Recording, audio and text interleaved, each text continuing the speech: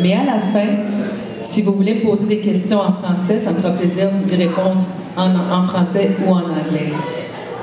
The reason this particular presentation focuses on the reality of climate change and not on projections, on hypotheses, or on computer models, but what we're living now, is because we figure that in order to find solutions to our problems, we have to accept the situation.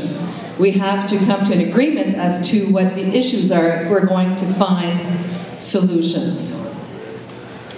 Because really, if you think about it, somewhere there may just be an Earth that doesn't have the issues that we have today, is not getting hotter. There just might be an Earth somewhere where it's not getting hotter and hotter everywhere. Just changing the way we live. There might be an Earth somewhere where the rainstorms are just not really getting any bigger, wreaking havoc and creating floods and changing the way people live and build their houses and lose their houses. There might be an Earth where the bigger floods are really not wreaking havoc all around the world. These are scenes that we keep seeing. People displaced with their livelihoods destroyed because of floods all around the world. There also might be an Earth somewhere where deeper and longer droughts are not killing crops and animals and people.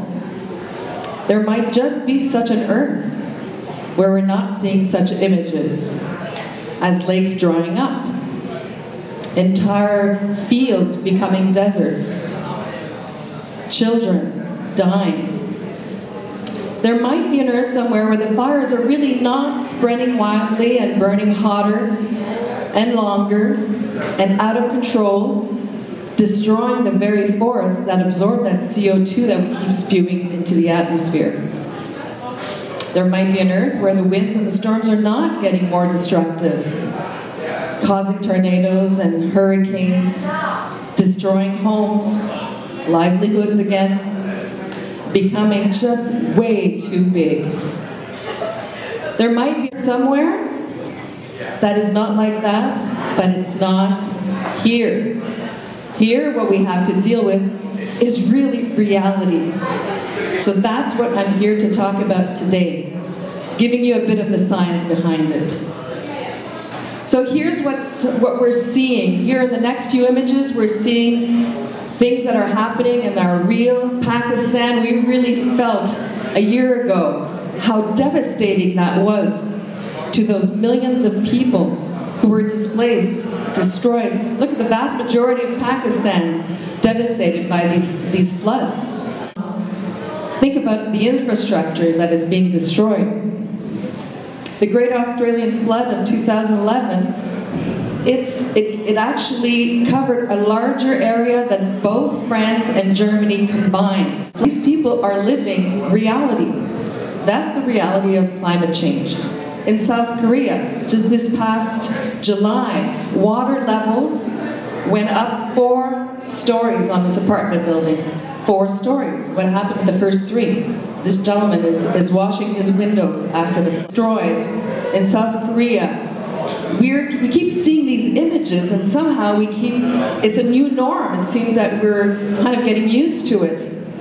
And Hunan target was 6% below 1990 levels. So what happened is that, this is pretty small, but in 2009, our own emissions in Canada were 17% above. But what's really telling is the other countries, like Japan, and look at the UK, 27% below. Other countries seem to be able to do it.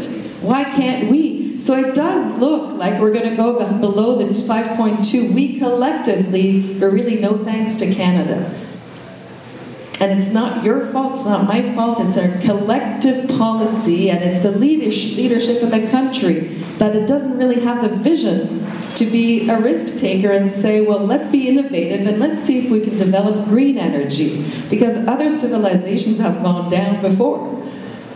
And we keep saying, you know, we have the solutions at hand, we really should be able to use them. And if a 14-year-old boy in Malawi, I believe, yes, he found a popular mechanic magazine, and from scrap he built this windmill to power his village. I think